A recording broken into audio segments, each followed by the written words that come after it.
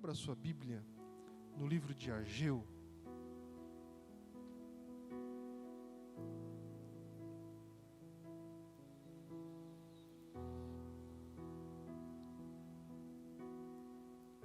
Capítulo de número 2.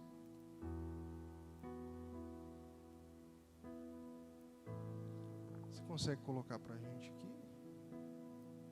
Bem, vamos ler a partir do verso 1 mesmo, até o 9, para a gente poder se localizar no livro. Depois nós vamos, quero ter uma palavra, não vou demorar, irmãos, prometo aos irmãos, até por conta da minha voz também, estou em processo de recuperação da cirurgia. Eu já falei bastante de manhã, né, mas eu quero trazer uma mensagem para o coração da igreja.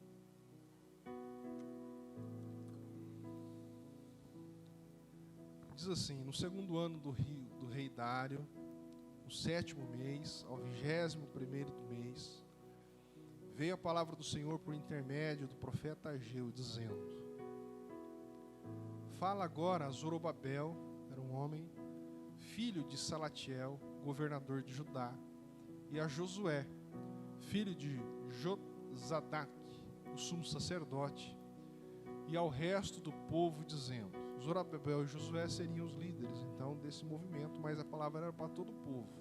Que dentre vós, que tenha sobrevivido, contemplou esta casa na sua primeira glória? E como a vedes agora, não é ela como nada aos vossos olhos? Verso 4. Ora, pois, sê forte, Zorobabel, diz o Senhor, e sê forte, Josué, filho de Josadaque, o sumo sacerdote, e tu, todo o povo da terra, sê forte, diz o Senhor, e trabalhai, porque eu sou convosco, diz o Senhor dos exércitos, segundo a palavra da aliança que fiz com vocês, quando saístes do Egito. O meu espírito habita no meio de vós, e por isso não temais. Verso 6: pois assim diz o Senhor dos exércitos, ainda uma vez, dentro em pouco, farei abalar o céu, a terra, o mar e a terra seca. Farei abalar todas as nações, e as coisas preciosas de todas as nações virão, e encherei de glória essa casa, diz o Senhor dos exércitos.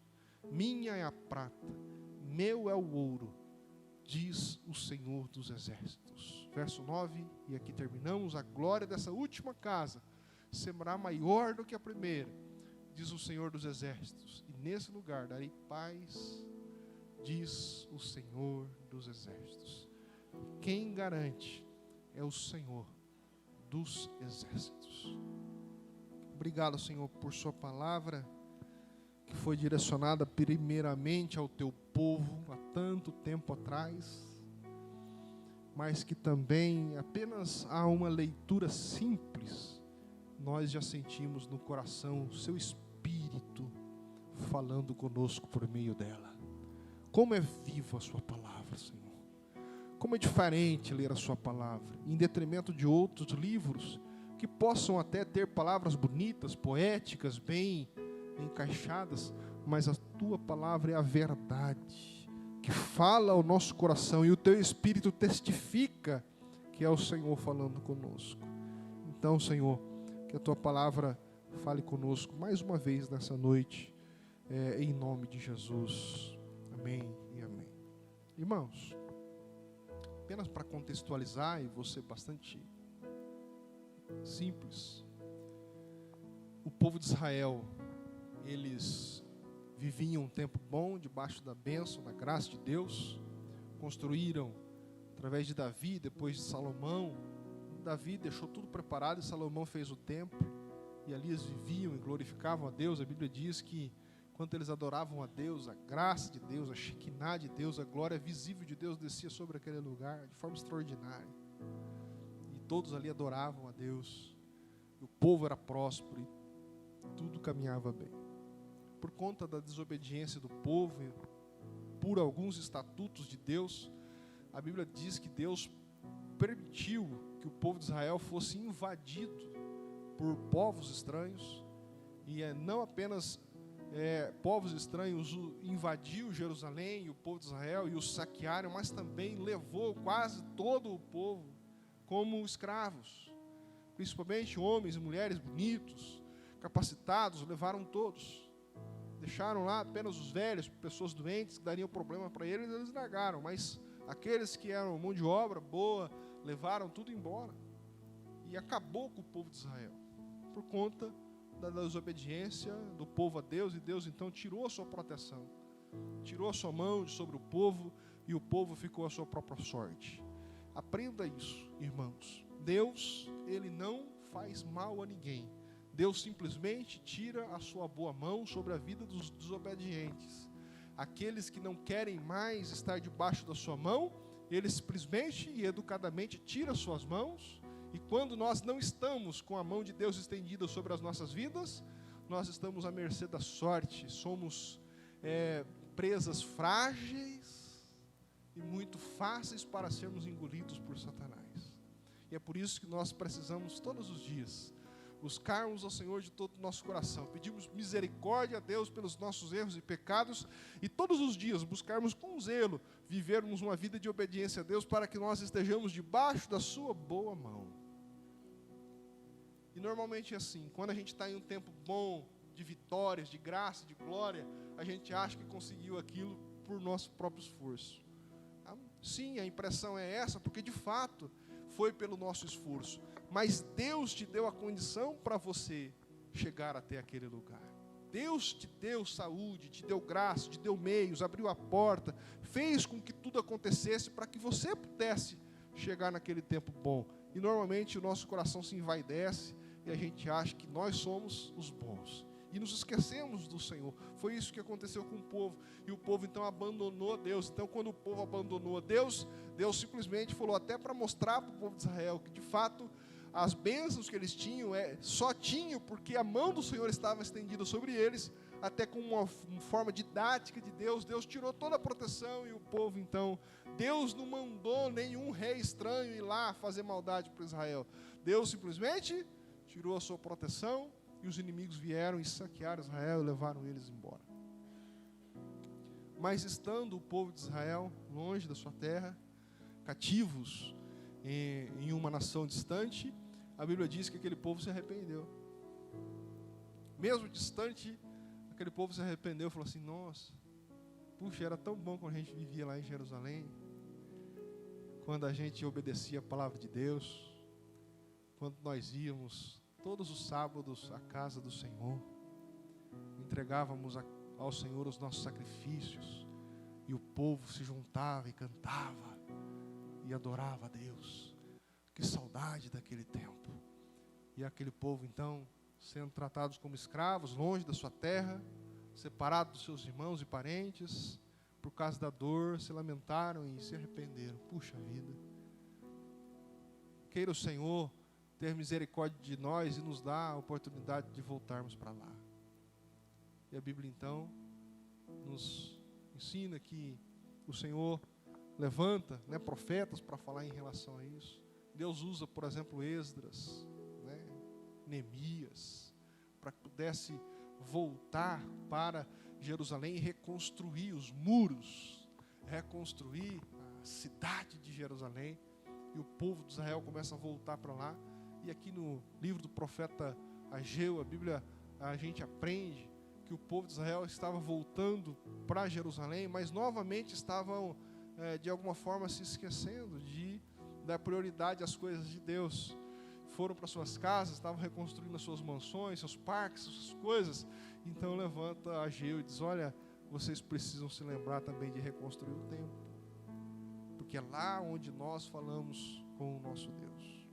Então basicamente Deus levanta Ageu, fala com Zorobabel, com Josué, sobretudo Zorobabel, lidera um movimento no meio do povo de Israel para que eles pudessem reconstruir o templo que havia sido derribado, estava em ruínas.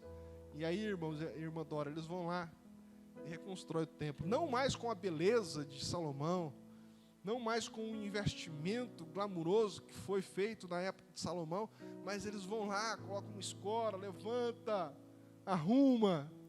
Não tinha estavam voltando do cativeiro, não tinha dinheiro para comprar souvenir. Passou um cal branco mesmo, para ficar bonitinho. Não tinha dinheiro para comprar um piso de porcelanato. Eles pegou uns tijolinhos, bateu um retinho com o outro e reconstruíram aquele lugar onde eles se ajuntariam para adorar a Deus. Mas mesmo depois de construído, André, o pessoal não deu valor àquele lugar. A maioria deles, diz o texto, que não deram valor àquele lugar porque eles já haviam visto, eram sobreviventes ainda de quando eles tinham o primeiro templo, que era maravilhoso. E diziam assim, puxa, quando o templo era tão lindo, eu vi, agora o templo não é tão lindo assim mais. Então eram desmotivados a ir para lá, adorar a Deus, e Deus levanta o profeta Ageu dizendo assim, independente das paredes, independente da estrutura, a glória da segunda casa será maior do que a da primeira casa. E incentiva o povo de Deus a voltarem aos cultos, a voltarem a se reunirem para adorar e para glorificar a Deus. E dentro da mensagem do profeta Ageu para o povo, o profeta Ageu ensina ao povo que toda a riqueza vem de Deus, toda a provisão vem de Deus, tudo que nós temos vem de Deus. Diz o texto, irmãos, sagrado, que todo ouro e toda prata é do Senhor. Ele que dá a quem quer. Ele que dá a quem quer. E é por isso que eu tenho orado. E por que não orarmos assim? Para que Deus, na sua infinita graça e bondade, possa dividir a nós as suas riquezas.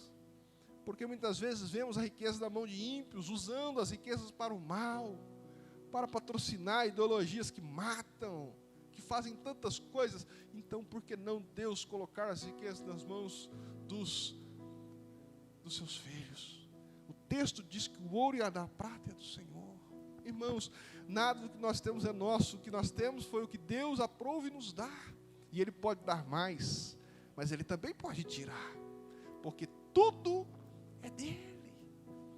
E o texto nos ensina sobre isso, e é por isso que nós precisamos colocar a nossa vida à disposição do Senhor, porque é Ele que tem caminhos. Irmãos, em um estalar de dedos de Deus, como muito bem iniciou o culto aqui, dando o exemplo o Márcio, Deus mexendo os pauzinhos lá, Ele pode mudar a sua vida completamente, em uma semana, em um mês. Deus pode fazer. E aí surge uma pergunta, então por que Deus não faz? Se Ele pode. E aí Ageu nos traz uma mensagem que eu queria compartilhar com os irmãos. Se eu fosse colocar um título para essa mensagem, seria o segredo do contentamento, o segredo da bênção. Está em moda, né? Em voga essa palavra, o segredo, aí fica todo mundo atrás. Mas o segredo de uma vida vitoriosa em Deus. Se Deus pode tudo, irmã Dora, por que Ele não faz para mim? Por que os ímpios prosperam e às vezes nós não? E Ageu traz uma mensagem para o povo de Israel. Uma mensagem que eu quero compartilhar de forma sencilla, mas poderosa com os irmãos nesta noite.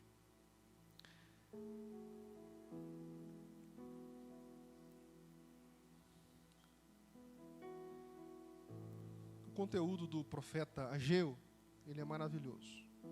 Ele serve para o povo de Israel naquele tempo, pós-exílico, né, que estavam voltando do exílio, do cativeiro da Babilônia, e nos ensina essas maneiras. E eu poderia falar mais, mas em 4 formas aqui eu queria colocar com os irmãos. Primeiro, nós aprendemos, e não vamos ler o texto para não ficar demorado, mas eu queria que os irmãos depois consultassem esse livro durante a semana, o livro do profeta Ageu, é maravilhoso. No capítulo 1, do verso 1 ao 15, Ageu traz uma mensagem para o povo de Israel, e essa mensagem serve a nós hoje, para entendermos por que Deus pode tanto e talvez não faz por mim. Primeira coisa, Deus, Ele direciona o profeta Ageu a direcionar o povo que, em primeiro lugar, nós precisamos definir as nossas prioridades. Deus chama a atenção do povo e fala para eles mais ou menos assim: e aí, qual que é de vocês? O que vocês querem? Deus é zeloso e Ele quer que nós o buscamos de todo o nosso coração. Que coisa maravilhosa. Nós temos alguns exemplos na Bíblia. Lembra lá de Abraão, quando Deus pede o filho? Abraão podia falar assim: eu te dou tudo, mas meu filho não. Ele não fez isso. O que ele fez? Está aqui, Senhor, meu filho. Eu vou sacrificá-lo. Quando ele levanta a mão, Deus fala: para, eu já conheço o seu coração. Deus quer um coração assim. Jesus aplicou essa mesma metodologia no jovem rico que chegou para ele e disse assim: Jesus, o que eu tenho que fazer para ganhar a vida eterna? Jesus falou assim: você vende tudo que você tem, me segue e você irá para o céu. A Bíblia fala que o jovem se retirou triste porque o seu coração estava na riqueza. Eu estou convencido, irmãos, lendo as Escrituras, que Jesus não queria que ele vendesse as suas riquezas.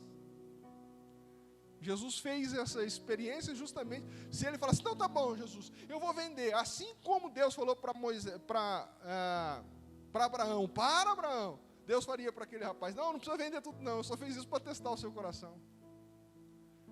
Mas o jovem rico demonstrou que o coração dele estava nas coisas do mundo.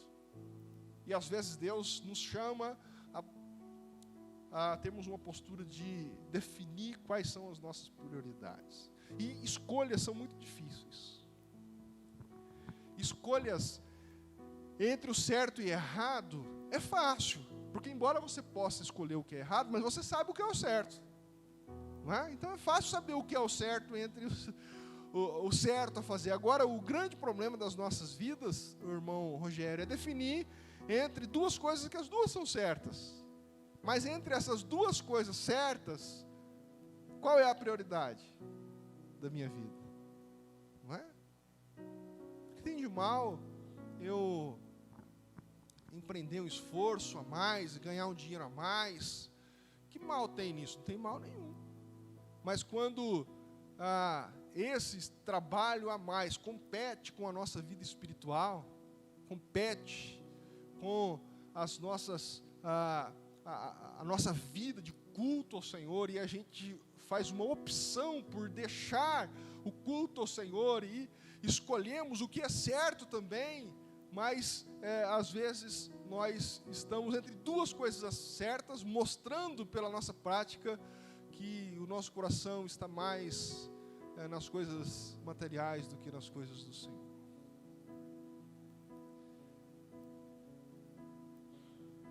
Escolher entre coisa certa e errada não é difícil. O problema é nós escolhermos as prioridades. E Deus aqui chama o povo e diz: qual que é a prioridade da vida de vocês? É dinheiro? É honra? É glória? Ou é Deus? Ou é as coisas do Senhor? Porque é nele que está a riqueza.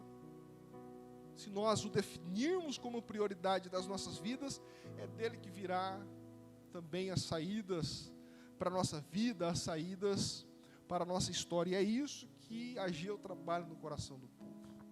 Irmãos, Deus, ele não quer, imagine, ele não precisa do nosso dinheiro. O texto diz que ele é o dono do ouro e da prata, é ele que nos dá. É interessante que, por exemplo, falando dos dízimos, das ofertas, e eu não quero forçar aqui, só quero ensinar os irmãos. Os dízimos e as ofertas, eles não nos fazem mais ou menos crentes, mais ou menos amados por Deus, mas é uma forma de demonstrar no nosso coração. Quando a gente vê lá em Malaquias, a mensagem de Malaquias, falando que o povo estava se afastando de Deus, e uma das coisas que transparecia que o povo estava se afastando de Deus é que eles pararam de dar os seus dízimos e as suas ofertas. Porque quando nós começamos a nos afastar de Deus, nosso coração não consegue confiar que Ele vai nos dar.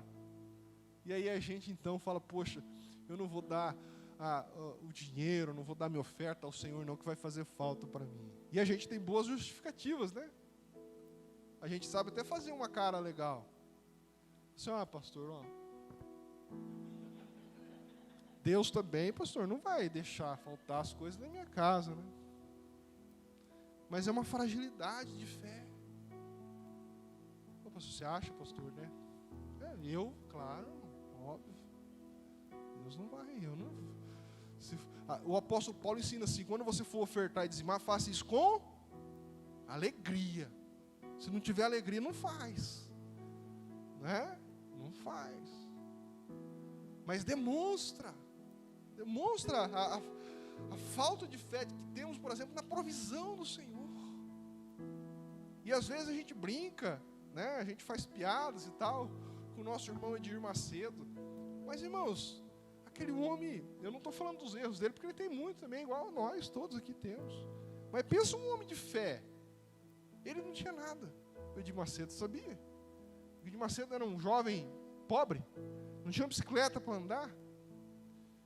E o homem é um dos homens mais poderosos. Sabe o Partido Republicanos 10, do Tarcísio de Freitas, né? Eu estou fazendo propaganda.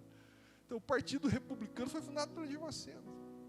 O presidente nacional do Republicanos, que é talvez o terceiro ou quarto partido mais poderoso do Brasil, é um pastor da Universal, que é nomeado pelo Edir Macedo. Estou dizendo que foi um homem que ele prega sobre a fé.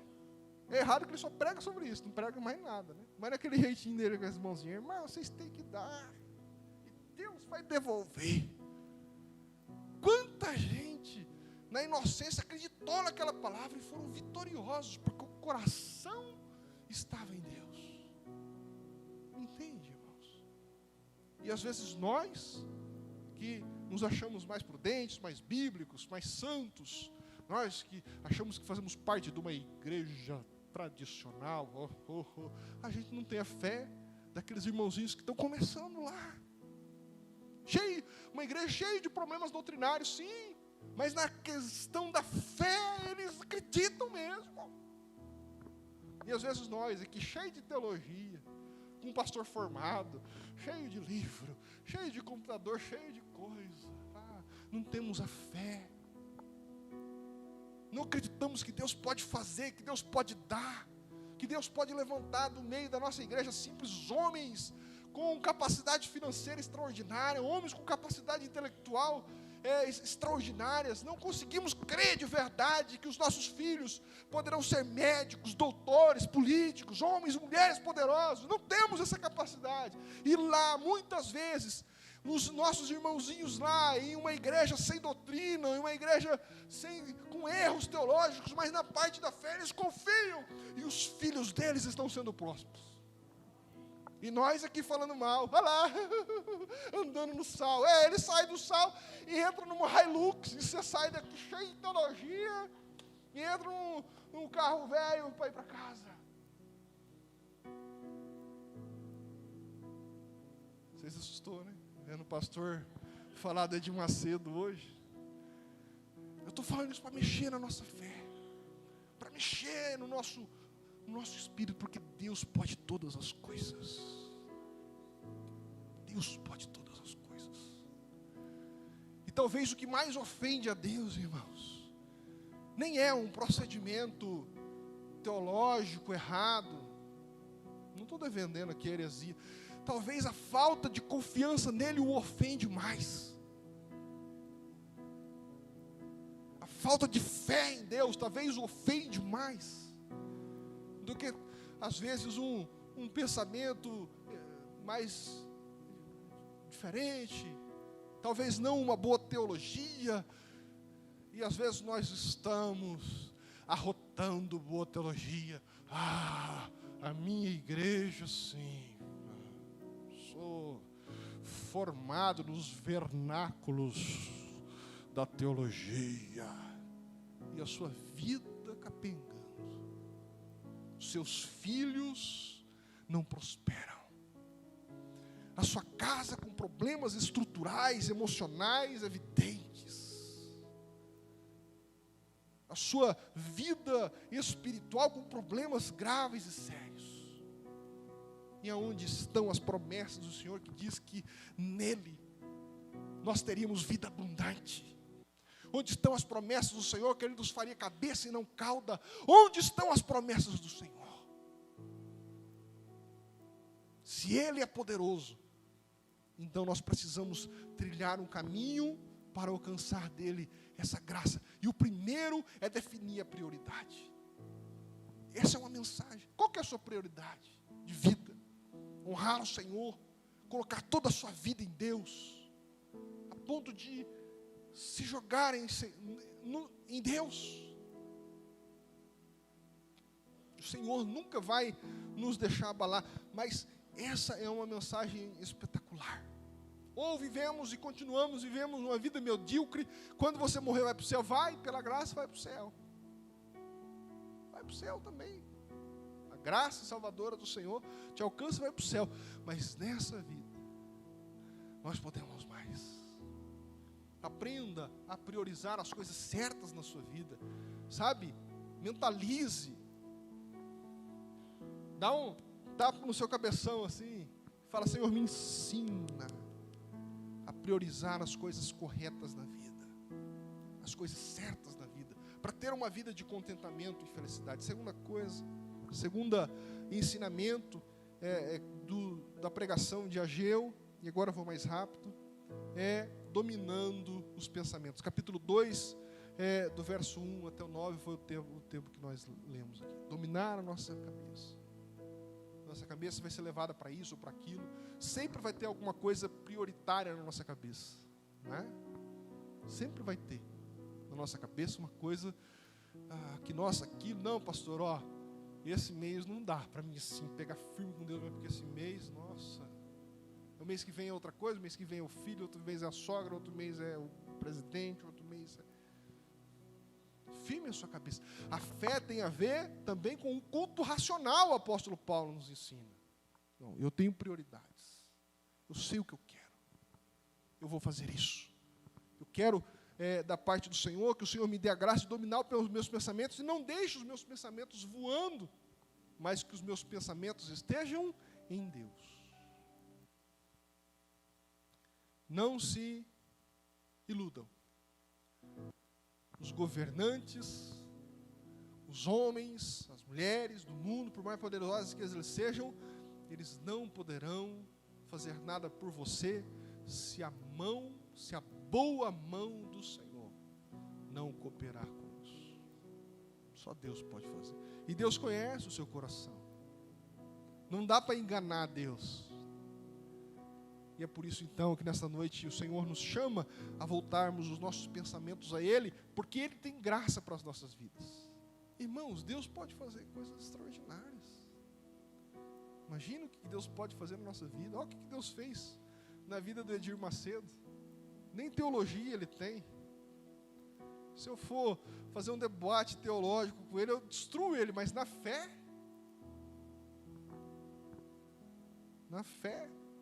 eu tenho muito que aprender com aquele homem. Sim ou não? Tenho que aprender. A gente tem que ser humilde para dizer isso. Não, pastor. Tem que aprender com quem está na nossa frente, nessa área. Aprender a ter fé. A confiar em Deus. A confiar no Senhor de todo o nosso coração. Até as últimas consequências. Então, primeiro, definir prioridades. Segundo, dominar os nossos pensamentos. Terceiro, descartar os pecados. Capítulo 2, verso 10 a 19. Ageu fala assim, abandona os pecados. Abandone a vida pecaminosa. Pecado do quê? Da murmuração, da falta de fé. Pecados de toda ordem, de buscar em outras coisas. Tem gente que é assim, que quer a bênção de Deus, mas está com o pé aqui, mas está com o pezinho lá também, está com o pezinho lá, está com o pezinho não sei na onde, está com um pé de coelho no bolso, está com... irmão, é só o Senhor. Imagine, você está lá com o pé de coelho, com o negócio lá, e com o pé na maçonaria, com o pé não sei na onde, aí Deus te dá, você vai atribuir essas tranqueiras todas. Também, se não fosse meu amigo lá, não tinha conseguido, não. Não, confie só no Senhor, para que quando Ele te der, você atribuirá apenas a Ele a glória, a honra, o poder de todas as coisas. Descarte as idolatrias da sua vida. Descarte os pecados da sua vida. Confie em Deus. Levante a cabeça. Estude, se prepare, se coloque. Deus irá prosperar você dentro do seu trabalho. Deus prosperará a sua empresa. Deus fará acontecer. Deus vai acontecer. Irmãos, falando esse testemunho rapidamente, e já vou terminar. Aqui em Tupã, tinha um irmão que se chamava José Satírio. Um irmão simples, criado na roça. Ele era da mesma geração dos meus pais, na Igreja Assembleia de Deus de Tupã. O pastor José Satírio casou-se e, bem jovem, ainda com os filhos pequenininhos, ele começou a morar no porão da Igreja Assembleia de Deus lá de Tupã, para ser o zelador da igreja. A igreja lá era grande, ele cuidava da igreja, né? Trocava torneira, limpava, ele cuidava, era o trabalho dele, e ele morava lá na igreja, no porão da igreja. Um homem simples, negro, descartado para muitas coisas da sociedade, sob o jugo de tantos preconceitos. Um homem cuidado, sem faculdade, sem universidade. Um dia, Deus falou para ele que, olha que coisa interessante, Deus falou para ele, Rogério, que ele seria que Deus tinha um chamado para ele para ser um grande e ganhar muitas almas na Colômbia. Pastor José Satírio dos Santos. Ele acorda naquela manhã, teve uma visão, procurou o pastor na época, pastor Teodoro Toficonilco. Isso é verdade verídica. Está aí nas histórias, depois os irmãos podem acessar no Google e ver a igreja que ele tem, mas eu vou contar a história aqui rapidinho. O irmão José Satírio procurou o pastor Teodoro Toficonilco, que era o pastor na época da Igreja Assembleia de Deus de Tupã. Disse: pastor, tive uma visão. Deus me mostrou que eu devo ir para a Colômbia, pregar o evangelho naquela nação, que Deus tem uma grande obra naquela nação através da minha vida. Deus falou isso para mim. Eu vim aqui falar para o senhor, meu pastor. O pastor Teodoro era um ucraniano, né? Hoje a gente conhece bastante a Ucrânia, mas naquela época a gente nunca ouvia falar da Ucrânia. Um pastor ucraniano, falava mais ou menos o português, mas um grande homem de Deus, falou assim para o José Satírio: Satírio, Deus falou com você, não falou comigo. Se Deus fala comigo também, eu ajudo você. Deus não falou nada, falou com você, se vire. O pastor José Satírio pegou uma carona, foi até Lins, no exército. Conversou lá com alguns homens, sem saber nada, sem conhecer, um homem simples, sem contato, sem nada. Sem dinheiro. Era zelador, deixou a mulher e os filhos zelando da igreja. Foi lá em Lins e falou assim: eu preciso ir para a Colômbia. Uns generais lá, o pessoal se arrumou e falou assim: olha, o senhor está falando que foi Deus que mandou? Quem somos nós? Arrumaram um voo que a Força Aérea Brasileira ia fazer para a Colômbia. Em algum lugar, foi até Brasília, e de Brasília foi para a Colômbia, de carona com o exército. Desceu lá na Colômbia sem nada, só com a roupa do corpo. E Deus falou para ele que ele tinha que ir para uma cidade chamada Cúcuta. Era uma cidade do interior, não tinha nada. Ele vai para lá, com ofertas de alguns irmãos. Chega lá em Cúcuta, ele tem livros escritos, né? Tem Missões em Cúcuta, um livro que ele escreve, conta essa história, extraordinária a história dele. E ele se coloca no meio da cidade de Cúcuta, levanta as mãos e fala: Deus, o Senhor me mandou aqui. E ele começa a orar na praça pública. Eu não tenho dinheiro, não tenho poder, não tenho contato, os meus filhos, minha esposa está lá na igreja de Tupã, eu estou aqui, o Senhor me trouxe aqui. Diz que ele fez uma oração ali em alguns minutos. Quando ele abriu o olho, havia uma pequena multidão em volta dele, pessoas chorando, pessoas buscando a Deus. Quem é esse homem? Que oração é essa? Que graça é essa? No primeira oração dele em Cúcuta, Rogério, ele já tinha ali 40 ou 50 pessoas dizendo: pastor José Satírio, nos pastoreie, vamos começar um trabalho aqui. Assim, e começou a pregar, e começou a crescer. Para resumir, irmãos, ele tem tantas histórias maravilhosas, pastor José Satírio dos Santos. De vez em quando ele vem aqui em Tupã visitar. Ele quase que não fala, porque ele é reconhecido quase no mundo inteiro. É um homem extraordinário. Ele é, guardadas as devidas proporções, para a Colômbia, um Edir Macedo. Ele é o maior pastor da Colômbia hoje, o pastor José Satírio dos Santos. Ele tem a maior igreja na Colômbia. Irmãos, ele começou, a cidade não tinha nada, Rogério. Olha que história interessante. Começou a pregar, uma cidade pobre, não tinha comércio, e eles começaram a orar. Depois de 2 anos ele em Cúcuta, ele já tinha conseguido levar a família dele para lá, e pregando, na escassez, mas lutando. Sabe o que aconteceu? O governo achou petróleo na cidade. Abriram um poço de petróleo na cidade, e na cidade construíram a maior refinaria de petróleo do país. Vieram pessoas de todos os cantos do mundo, homens e mulheres estudados, engenheiros que precisavam para poder fazer lá, e todos esses homens poderosos foram para a igreja do pastor José Satiro dos Santos, e começaram a reconhecer a graça de Deus na vida daquele homem, daquela igreja. Se tornou a igreja do pastor José Satiro hoje, os cultos dele é 5.000 pessoas, é um ginásio de esportes a igreja dele. A igreja dele é maior, é talvez uma das maiores igrejas aqui da América do Sul. A igreja dele, irmãos, eu tive a oportunidade de ir lá quando eu estive na Colômbia. É fantástico. Tem a parte central, que é um ginásio de esportes, cabe 5.000 pessoas. Ele tem 4 ou 5 cultos por domingo lá. E cada culto é cheio. E do lado é como se fosse um ginásio de esportes, mas do lado da igreja, ainda no mesmo pavilhão, há lojas, é como se fosse um shopping ao redor da igreja. Tem tudo, restaurantes, loja de moto, loja de roupa, loja de calçados, loja de móveis. A igreja não para, e enquanto uns irmãos estão ali no shopping comprando alguma coisa, espera acabar um culto, os irmãos saem, e aquele outro povo entra dentro para adorar o nome do Senhor. Que coisa extraordinária. O pastor José Satiro dos Santos hoje, ele tem entrado nos principais países do mundo, naqueles países do Oriente Médio onde não entra ninguém cristão, o pastor José Satiro dos Santos entra lá. Ele tem um testemunho maravilhoso que ele conta quando ele quis, o Senhor falou que ele devia abrir uma igreja no país Butão. O país Butão é lá no Oriente Médio, um país extremamente fechado ao evangelho, e disse que Deus falou para ele ir lá. Ele falou assim: eu vou lá, mesmo que me mate, eu vou lá. Deus falou para mim ir lá. E disse que ele foi lá, enquanto o pessoal lá estava, ele falou que sim, eu quero falar com o rei aí, o imperador, sei lá, de Butão. E enquanto analisavam o currículo dele, os documentos dele, falou assim: você é do Brasil?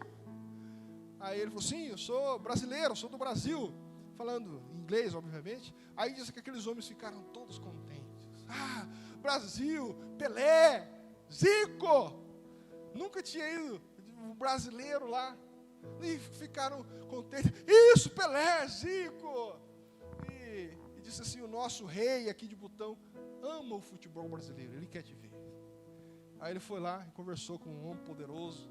E naquele país, a única igreja evangélica que tem é a do pastor José Satiro. Aquele homem poderoso, aqueles homens donos dos petróleos, né, islâmicos, falou assim: aqui no nosso país, se for para você, você pode abrir uma igreja evangélica aqui. Nós não deixamos, perseguimos, matamos os cristãos, mas você é do Zico, Pelé, você é gente boa, você pode abrir igreja aqui. E lá, no país do Butão, nunca houve na história daquele país uma igreja, e hoje há uma igreja lá, aberta pelo ministério desse homem. Eu estou contando esse testemunho para dizer, irmãos, que o mesmo Deus do pastor José Satiro é o seu Deus. Ah, pastor, mas eu não tenho ninguém que me estenda a mão, não tenho ninguém que me apoie, eu não tenho um político, não tenho alguém que me abra uma porta, eu não tenho ninguém que me indique, mas você tem Deus. E Deus é suficiente.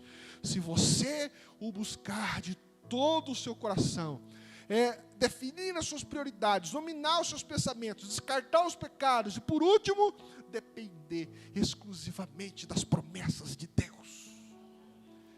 Essa é a mensagem do profeta Ageu, explícita nas suas palavras. Eu confio nas promessas do meu Deus.